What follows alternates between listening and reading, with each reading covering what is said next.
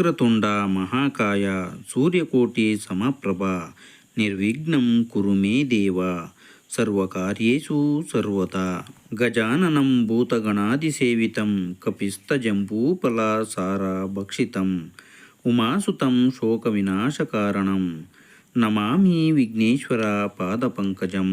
ಸಮಸ್ತ ವೀಕ್ಷಕರಿಗೂ ಸುವರ್ಣ ಇನ್ಸ್ಪೈರ್ ಕನ್ನಡ ಚಾನಲ್ನಿಂದ ನಮಸ್ಕಾರಗಳು.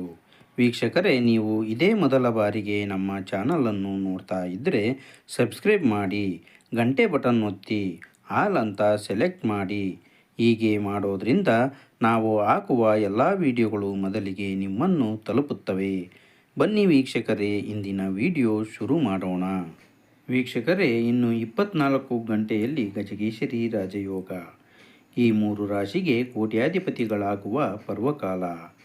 ವೈದಿಕ ಪಂಚಾಂಗದ ಪ್ರಕಾರ ಗುರು ಮತ್ತು ಚಂದ್ರರು ಫೆಬ್ರವರಿ 25ರ ಬುಧವಾರದಂದು ಗಜಕೇಸರಿ ರಾಜಯೋಗವನ್ನು ರೂಪಿಸುತ್ತಾರೆ. ಇದು ಈ 3 ರಾಶಿಯವರ ಜೀವನದಲ್ಲಿ ಸಕಾರಾತ್ಮಕ ಬದಲಾವಣೆಗಳು ಸಂಭವಿಸಬಹುದು. ಗುರುವಿನ ವಿಶೇಷ ಆಶೀರ್ವಾದವು ಇವರ ಮೇಲೆ ಇರಲಿದೆ. ಆ ಲಕ್ಕಿ ರಾಶಿಗಳ ಬಗ್ಗೆ ಮತ್ತಷ್ಟು ನಾವು ಈ ವಿಡಿಯೋದಲ್ಲಿ ತಿಳಿಯೋಣ. ವೀಕ್ಷಕರೇ, ವೈದಿಕ ಜ್ಯೋತಿಷ್ಯ ಶಾಸ್ತ್ರದ ಪ್ರಕಾರ ಗ್ರಹಗಳು ನಿಯಮಿತ ಅಂತರದಲ್ಲಿ ಸಾಗಿ ಇತರ ಗ್ರಹಗಳೊಂದಿಗೆ ರಾಜಯೋಗವನ್ನು ರೂಪಿಸುತ್ತವೆ. ಇದು ಕೆಲವು ರಾಶಿಚಕ್ರ ಚಿಹ್ನೆಗಳ ಮೇಲೆ ಸಕಾರಾತ್ಮಕ ಪರಿಣಾಮ ಬೀರುತ್ತದೆ ಮತ್ತು ಇತರರ ಮೇಲೆ ನಕಾರಾತ್ಮಕ ಪರಿಣಾಮ ಬೀರುತ್ತದೆ. ಪಂಚಾಂಗದ ಪ್ರಕಾರ ಚಂದ್ರನು ಫೆಬ್ರವರಿ 25ರಂದು ಮಿಥುನ ರಾಶಿಯನ್ನು ಪ್ರವೇಶಿಸುತ್ತಾನೆ. ಅಲ್ಲಿ ಗುರು ಈಗಾಗಲೇ ನೆಲೆಸಿದ್ದಾನೆ. ಗುರು ಮತ್ತು ಚಂದ್ರನ ಸಂಯೋಗವು ಗಜಕೇಸರಿ ರಾಜಯೋಗವನ್ನು ಸೃಷ್ಟಿಸುತ್ತದೆ. ಈ ರಾಜಯೋಗದ ಪರಿಣಾಮಗಳನ್ನು ಎಲ್ಲ ರಾಶಿಚಕ್ರ ಚಿಹ್ನೆಗಳ ಜನರು ಅನುಭವಿಸುತ್ತಾರೆ.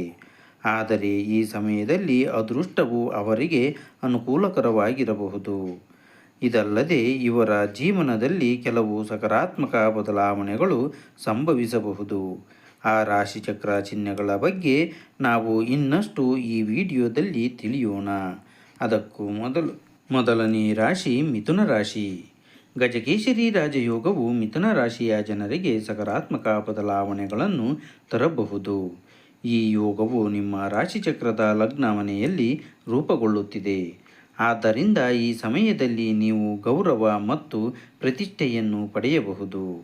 ಇದಲ್ಲದೆ ನಿಮ್ಮ ಆಲೋಚನೆ ಸಕಾರಾತ್ಮಕವಾಗಿರುತ್ತದೆ. ಈ ಸಮಯದಲ್ಲಿ ವಿವಾಹಿತ ವ್ಯಕ್ತಿಗಳು ಸಂತೋಷದ ದಾಂಪತ್ಯ ಜೀವನವನ್ನು ಹೊಂದಿರುತ್ತಾರೆ. ಇನ್ನು ಲವ್ ಲೈಫ್ ಕೂಡ ಈ ಹಿಂದಿಗಿಂತಲೂ ಚೆನ್ನಾಗಿ ನಡೆಯಲಿದೆ ಎಂಬುದಾಗಿ ಜ್ಯೋತಿಷ್ಯ ಶಾಸ್ತ್ರ ಹೇಳುತ್ತದೆ. ಇನ್ನು ಉದ್ಯೋಗ ಹಾಗೂ ವ್ಯವಹಾರ ಕ್ಷೇತ್ರದಲ್ಲಿ ಇರುವವರಿಗೂ ಕೂಡ ಸಾಕಷ್ಟು ಲಾಭದಾಯಕ ಫಲಿತಾಂಶಗಳು ಕಂಡು ಬರಲಿವೆ.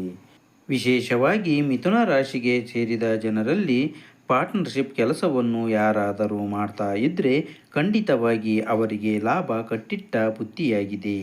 ಮದುವೆಯಾಗದೆ ಸಿಂಗಲ್ ಆಗಿ ಉಳಿದುಕೊಂಡಿರುವಂತಹ ಮಿಥುನ ರಾಶಿಯವರಿಗೆ ಮದುವೆಯ ಪ್ರಸ್ತಾವನೆ ಕೂಡ ಬರಲಿದೆ. ಈ ಸಂದರ್ಭದಲ್ಲಿ ಮಿಥುನ ರಾಶಿ ಅವರಲ್ಲಿ ಯಾರಾದರೂ ವಿದೇಶದಲ್ಲಿ ಉನ್ನತ ವ್ಯಾಸಂಗವನ್ನು ಮಾಡಬೇಕು ಎನ್ನುವುದಾಗಿ ಅಂದುಕೊಂಡಿದ್ದರೆ ಅವರಿಗೂ ಕೂಡ ಗುಡ್ ನ್ಯೂಸ್ ಸಿಗಲಿದೆ. ಮಿಥುನ ರಾಶಿಯವರು ಸಾಕಷ್ಟು ವರ್ಷಗಳಿಂದಲೂ ಕೂಡ ತಾವು ಜೀವನದಲ್ಲಿ ಪಡೆದುಕೊಳ್ಳಬೇಕು ಹಾಗೂ ಹೊಂದಬೇಕು ಎನ್ನುವಂತಹ ಪ್ರತಿಯೊಂದು ವಿಚಾರ ಹಾಗೂ ವಸ್ತುಗಳನ್ನು ಪಡೆದುಕೊಳ್ಳುವುದಕ್ಕೆ ಅವರಿಗೆ ಒಳ್ಳೆಯ ಅವಕಾಶಗಳು ಹುಡುಕಿಕೊಂಡು ಬರಲಿವೆ. ಈ ಸಮಯದಲ್ಲಿ ಅವಿವಾಹಿತ ವ್ಯಕ್ತಿಗಳು ವಿವಾಹ ಪ್ರಸ್ತಾಪಗಳನ್ನು ಸಹ ಪಡೆಯಬಹುದು. ಎರಡನೇ ರಾಶಿ ತುಲಾ ರಾಶಿ. ಗಜಕೇಸರಿ ರಾಜಯೋಗವು ನಿಮಗೆ ಅನುಕೂಲಕರ ಫಲಗಳನ್ನು ತರಬಹುದು. ಅದು ನಿಮ್ಮ ರಾಶಿಚಕ್ರ ಚಿಹ್ನೆಯಲ್ಲಿ ಅದೃಷ್ಟದ ಮನೆಯಲ್ಲಿ ರೂಪುಗೊಳ್ಳುತ್ತದೆ. ಆದ್ದರಿಂದ ಈ ಸಮಯದಲ್ಲಿ ನಿಮ್ಮ ಪ್ರಯತ್ನಗಳಲ್ಲಿ ಅದೃಷ್ಟವು ನಿಮಗೆ ಕೈಗೂಡಲಿದೆ. ಅಲ್ಲದೆ ಬಾಕಿ ಇರುವ ಕೆಲಸಗಳು ಪೂರ್ಣಗೊಳ್ಳಬಹುದು. ಈ ಸಮಯದಲ್ಲಿ ನೀವು ಧಾರ್ಮಿಕ ಅಥವಾ ಶುಭ ಕಾರ್ಯಕ್ರಮಕ್ಕೂ ಹಾಜರಾಗಬಹುದು. ದೇಶ ಅಥವಾ ವಿದೇಶಗಳಲ್ಲಿ ಪ್ರಯಾಣಿಸುವ ಸಾಧ್ಯತೆಗಳು ಕೂಡ ಇವೆ. ಗಜಕೇಸರಿ ರಾಜಯೋಗವು ತುಲಾ ರಾಶಿಯವರ ಜೀವನದಲ್ಲಿ ಸಕಾರಾತ್ಮಕ ಬದಲಾವಣೆಗಳನ್ನು ತರಲಿದೆ.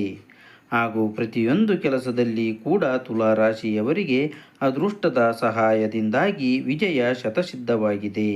ಈ ಸಂದರ್ಭದಲ್ಲಿ ತುಲಾ ರಾಶಿಯವರು ಸ್ವಲ್ಪ ಮಟ್ಟಿಗೆ ಧಾರ್ಮಿಕವಾಗಿ ತಮ್ಮನ್ನು ತಾವು ತೊಡಗಿಸಿಕೊಳ್ಳಲಿದ್ದಾರೆ ಹಾಗೂ ದೇವಸ್ಥಾನಗಳ ಯಾತ್ರೆಯನ್ನು ಕೂಡ ಹಮ್ಮಿಕೊಳ್ಳಲಿದ್ದಾರೆ.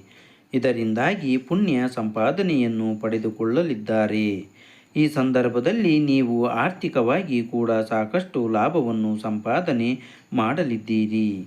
ಯಾಕೆಂದರೆ ನಿಮಗೆ ಆದಾಯ ಪಡೆದುಕೊಳ್ಳುವಂತಹ ಮೂಲಗಳ ಸಂಖ್ಯೆ ಕೂಡ ಹೆಚ್ಚಾಗಿರುತ್ತದೆ. ಸಾಕಷ್ಟು ಸಮಯಗಳಿಂದಲೂ ಅರ್ಧಕ್ಕೆ ನಿಂತು ಹೋಗಿರುವಂತಹ ಕೆಲಸಗಳನ್ನು ಪೂರ್ತಿ ಮಾಡುವಂತಹ ಯೋಗ ಕೂಡ ನಿಮ್ಮದಾಗಲಿದೆ. ಇನ್ನು ನಿಮ್ಮ ತಂದೆಯಿಂದ ಆಸ್ತಿ ವರ್ಗಾವಣೆ ಕೂಡ ನಿಮ್ಮ ಹೆಸರಿಗೆ ನಡೆಯಲಿದೆ. ಇದು ನಿಮ್ಮ ಜೀವನದಲ್ಲಿ ಒಂದು ಟರ್ನಿಂಗ್ ಪಾಯಿಂಟ್ ಆಗಿ ಕಾಣಿಸಿಕೊಳ್ಳಲಿದೆ. ವಿದೇಶಕ್ಕೆ ಹೋಗಿ ಉನ್ನತ ವ್ಯಾಸಂಗವನ್ನು ಪಡೆದುಕೊಳ್ಳುವಂತಹ ಆಸೆಯನ್ನು ಹೊಂದಿರುವ ತುಲಾ ರಾಶಿಯ ವಿದ್ಯಾರ್ಥಿಗಳ ಕನಸು ಪೂರ್ತಿಯಾಗಲಿದೆ. ಈಗಾಗಲೇ ಕೆಲಸದಲ್ಲಿರುವಂತಹ ಉದ್ಯೋಗಿಗಳಿಗೆ ಪ್ರಮೋಷನ್ ಸಿಗಲಿದೆ ಹಾಗೂ ಹೊಸದಾಗಿ ಕೆಲಸ ಹುಡುಕುತ್ತಿರುವಂತಹ ಜನರಿಗೆ ಅವರ ಮನಸ್ಸಿಗೆ ಇಷ್ಟ ಆಗುವಂತಹ ಕೆಲಸಗಳು ಸಹ ಸಿಗಲಿದೆ. ಮೂರನೇ ರಾಶಿ ಕನ್ಯಾ ರಾಶಿ. ಗಜಕೇಸರಿ ರಾಜಯೋಗದ ರಚನೆಯು ಕನ್ಯಾ ರಾಶಿಯವರಿಗೆ ಪ್ರಯೋಜನಕಾರಿ ಆಗಬಹುದು. ಈ ರಾಜಯೋಗವು ನಿಮ್ಮ ರಾಶಿಚಕ್ರ ಚಿಹ್ನೆಯಲ್ಲಿ ಕರ್ಮದ ಮನೆಯಲ್ಲಿ ರೂಪುಗೊಳ್ಳುತ್ತಿದೆ. ಆದ್ದರಿಂದ ನಿಮ್ಮ ಕೆಲಸ ಮತ್ತು ವ್ಯವಹಾರದಲ್ಲಿ ಪ್ರಗತಿಯ ಲಕ್ಷಣಗಳಿವೆ. ಉದ್ಯೋಗವನ್ನು ಹುಡುಕುತ್ತಿರುವವರು ಚರ್ಚೆಗಳಲ್ಲಿ ತಮ್ಮನ್ನು ಕಂಡುಕೊಳ್ಳಬಹುದು. ಉದ್ಯಮಿಗಳು ಪ್ರಮುಖ ವ್ಯವಹಾರ ಒಪ್ಪಂದವನ್ನು ಸಹ ಮಾಡಿಕೊಳ್ಳಬಹುದು. ಆದರೆ ನೀವು ಆತುರದ ಹೂಡಿಕೆಯನ್ನು ತಪ್ಪಿಸಬೇಕು. ನೀವು ಎಚ್ಚರಿಕೆಯಿಂದ ನಿರ್ಧಾರಗಳನ್ನು ತೆಗೆದುಕೊಳ್ಳಬೇಕು. ಕನ್ಯಾ ರಾಶಿಯವರು ಒಂದು ವೇಳೆ ಮದುವೆಯಾಗಿ ಸಾಕಷ್ಟು ವರ್ಷಗಳಾಗಿದ್ದರೂ ಕೂಡ ಮಕ್ಕಳಿಲ್ಲದೆ ಕಾಯ್ತಾ ಇದ್ದರೆ ಅಂಥವರಿಗೆ ಈ ಸಂದರ್ಭದಲ್ಲಿ ಸಂತಾನ ಪ್ರಾಪ್ತಿಯಾಗಲಿದೆ. ವಿದೇಶಕ್ಕೆ ಹೋಗುವಂತಹ ಆಸೆಯನ್ನು ಹೊಂದಿರುವಂತಹ ಕನ್ಯಾ ರಾಶಿಯವರಿಗೆ ತಮ್ಮ ಬೇರೆ ಬೇರೆ ಕೆಲಸಗಳನ್ನು ಪೂರೈಸುವುದಕ್ಕೆ ವಿದೇಶಕ್ಕೆ ಹೋಗುವಂತಹ ಅವಕಾಶ ಕೂಡ ಕೂಡಿ ಬರಲಿದೆ. ಕನ್ಯಾ ರಾಶಿಯವರಿಗೆ ಆಗಾಗ ಅವರಿಗೆ ತಿಳಿಯದಂತೆ ಆಕಸ್ಮಿಕ ಧನಲಾಭ ಉಂಟಾಗುವಂತಹ ಸಾಧ್ಯತೆ ಕೂಡ ಹೆಚ್ಚಾಗಿದೆ. ಗುರು ಉದಯದ ಲಾಭ ಎನ್ನುವುದು ಕನ್ಯಾ ರಾಶಿಯವರಿಗೆ ಸಾಕಷ್ಟು ದೊಡ್ಡ ಮಟ್ಟದಲ್ಲಿ ಜೀವನದಲ್ಲಿ ಬದಲಾವಣೆಯನ್ನು ತರುವಂತಹ ಪರಿಣಾಮವನ್ನು ಬೀರುತ್ತದೆ. ವೀಕ್ಷಕರೇ, ಈ ವಿಡಿಯೋದ ಮಾಹಿತಿ ನಿಮಗೆ ಇಷ್ಟವಾದಲ್ಲಿ ನಿಮ್ಮ ಬಂಧು ಮಿತ್ರರಿಗೂ ಶೇರ್ ಮಾಡಿ. ಧನ್ಯವಾದಗಳು.